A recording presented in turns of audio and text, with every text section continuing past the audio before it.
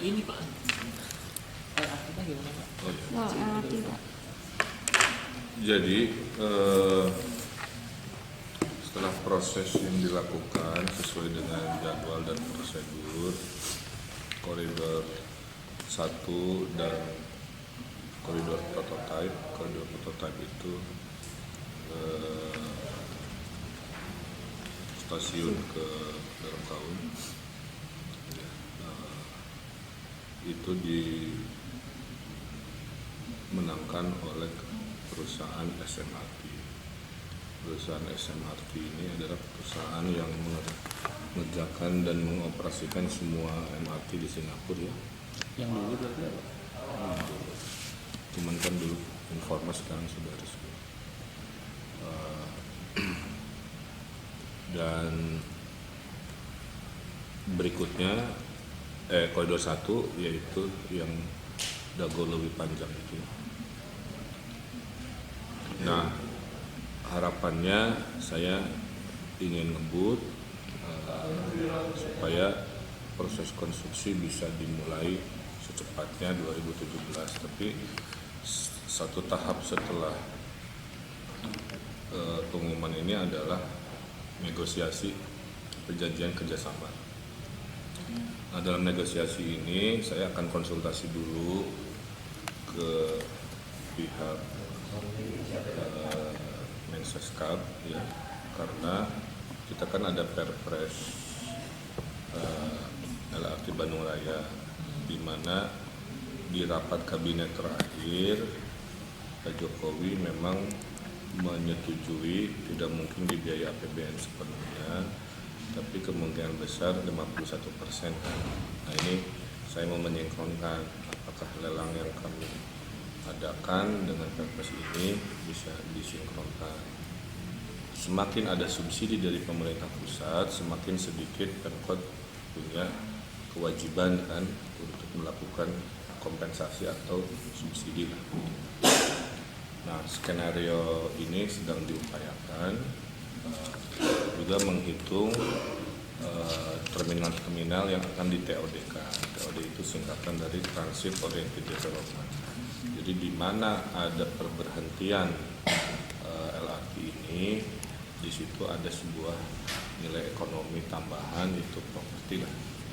Nah, nilai tambahan properti ini bisa menutupi investasi dan membuat harga tiketnya bisa tidak jadi mahal kan. Nah, ini sedang dihitung apakah propertinya hanya 2 titik, 3 titik, 5 titik, kita masih melakukan penghitungan.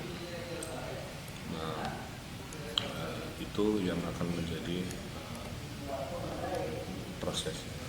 Sambil itu dilakukan, DED saya minta terus di multitaskingkan, jadi berparalel ya, mendetilkan engineeringnya dengan perjanjian kerjasama lain-lain barengan.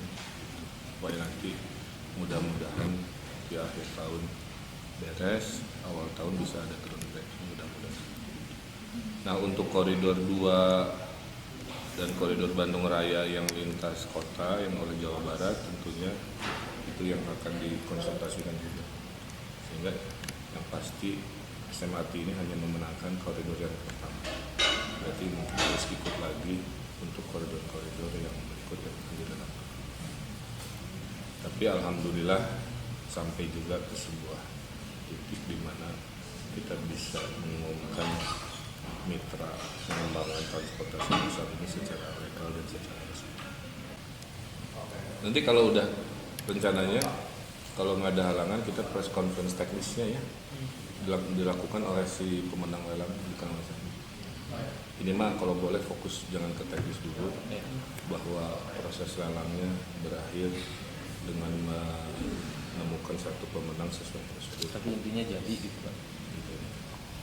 Kalau alternatif pembiayaan selain katakanlah di skenario terburuknya kalau pemerintah pusat katakanlah juga di masalah Itu di properti. Jadi kan gini, ada 4 tipe, 100% APBN.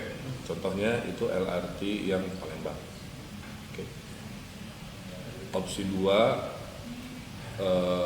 APBN 51%, investor 49%. Itu opsi 2. Opsi 3, investor dominan, properti mensubsidi. Opsi terakhir, investor, properti, dan availability payment dari Pemkot. Nah, mudah-mudahan opsi yang terakhir ini kita tidak lakukan kan, karena berarti Pemkot harus membayar jangka panjang. Walaupun itu sudah di skenario versi. Jadi sekarang sedang menghitung opsi ketiga. Bisa gak dengan properti POD ini semua berhasil tanpa kita harus nambah bayaran? Kita minta opsi 1, tapi nggak dapat, karena nggak dapat sense of urgency-nya, mereka mau ASEAN Games. Jadi kita nggak punya argumen itu. Nah sekarang lagi melobi opsi B, saya gitu ya. Saya lagi melobi opsi B, si investor lagi menghitung opsi C. Yang B itu saya mau nanya tadi kan, apakah bisa 51% APBN? Nah itu kan nggak usah ada properti, karena 51 kosnya persennya dibayarkan APBN. Tapi kalau misalnya dari APBN bakal lama nggak? Kan perlu dianggarkan dulu. Akhirnya tahun 2017 susah. Kekhawatiran saya juga ada di situ. Tapi saya nggak mau menyerah, intinya mah Hesen rangin artinya kok nama tang hesen aja transportasi dikerjain tiap hari, dipikirin tiap hari. Masyarakat juga berekspektasi, saya juga, tapi ada hal-hal yang nggak saya ambil keputusan kayak gini kan. Tapi saya juga nggak mau coba kalau saya dulu dikasih punten ya APBN 100%, ingat nggak, saya batalin aja lelangnya Langsung PDT, apa itu kan terjadi si 100% APBN, untung lelang nggak saya berhentiin. Padahal sempat, ingat nggak dulu sempat ada statement ya kita mau berhentikan. Dia belajar dari begitu, saya ternyata lebih baik kita punya backupnya. Ini jalan terus, nanti ketemu aja di mana. Oke? opsi yang memungkinkan dekat. Ya, opsi terburuknya opsi C. Jadi saya kasih lebih panjang, Cicahem, dihitung, ya. Bisa nggak menutupi sih kosnya. Artinya aset rencana pembangunan apartemen rakyat di Taman Sari di Posyandu Dago kan skemanya tuh warga dipindah sementara. Lokasi-lokasi 13 apartemen rakyat itu ada lahan kosong kayak Ranca Sidi kan begitu ya. Ada lahan milik Pemkot tapi diisi oleh kekumuhan. Ada juga lahan dari pihak ketiga yang kita paksakan membangun apartemen rakyat itu juga ada. Jadi ada 3 tipe. Nah kalau tipe A nggak ada masalah, tinggal dibangun kapan saja. Nah ini kita sedang melakukan tipe B, tanahnya milik Pemkot tapi diisi oleh kekumuhan warga. Dicek dulu tata ruang. Kalau kekumuhan ini di tanah Pemkot ternyata tata ruangnya aman, berarti tidak perlu dipindahkan ke tempat lain.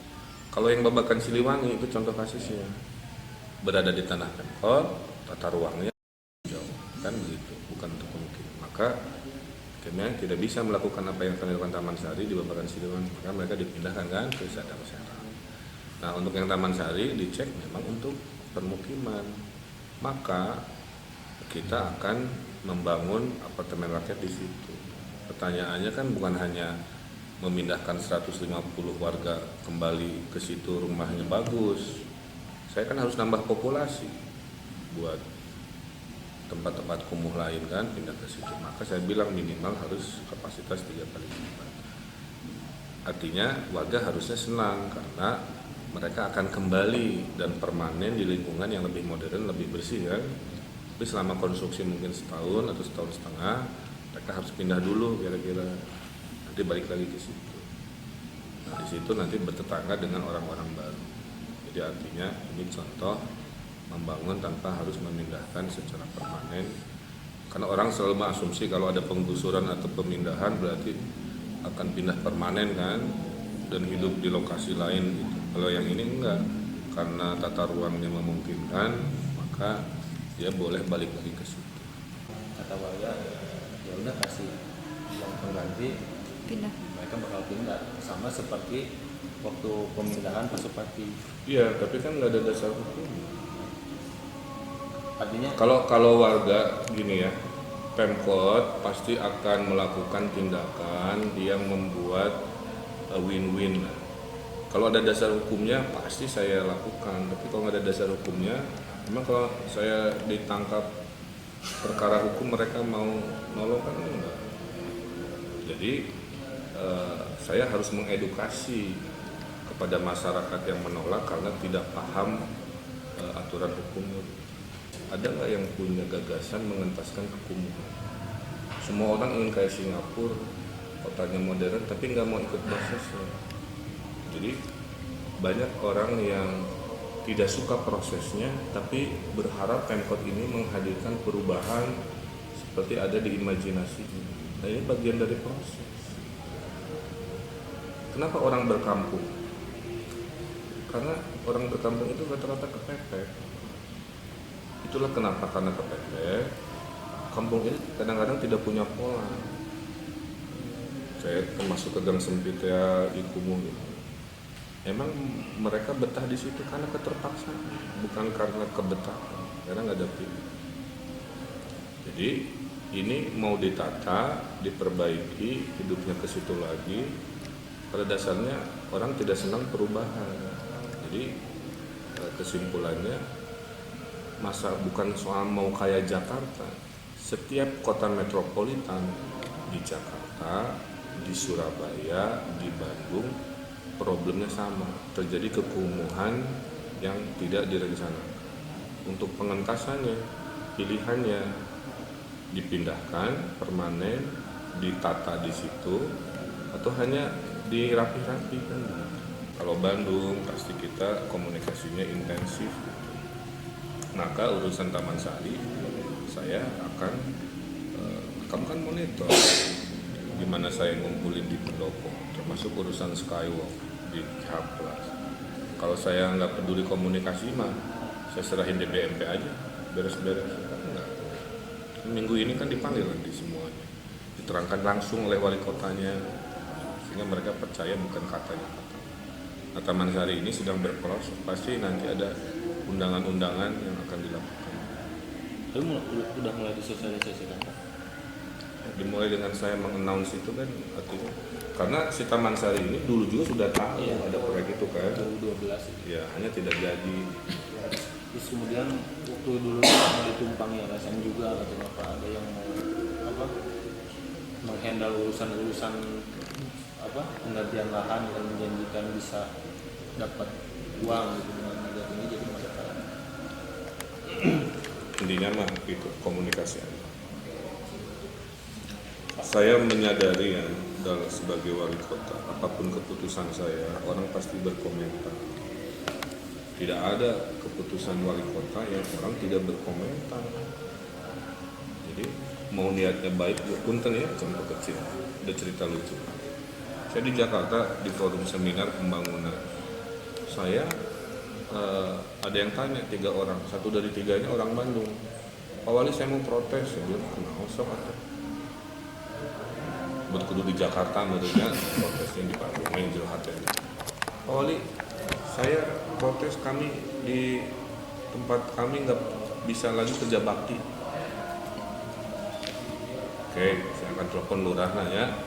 Alasannya karena tim DBMP kerjanya terlalu cepat. Jadi kami nggak ada kerjaan kalau weekend untuk itu gitu kan. Maksud saya kan ada problem, dikasih solusi ada, Jadi problem. komentaran bahwa ada problem tambahan. Jadi inilah dinamika pembangunan. Nah, media juga mohon jangan hanya merekam gitu ya si dinamika, tapi juga bagian dari agen perubahan menurut saya. Jadi kalau masuk ke logika media bahwa argumen Pak Wali masuk akal dan logis, ya mohon tanda kutip ada penguatan gitu. Kalau logika mengatakan jika Pak Wali zolim gitu ya dari logika, silahkan juga nggak masalah dikritis. Tapi kalau kira-kira benar logikanya ya juga mohon dukungan juga. Kalau nggak begitu pembangunan ini nggak bisa secepat semaju yang kita mau.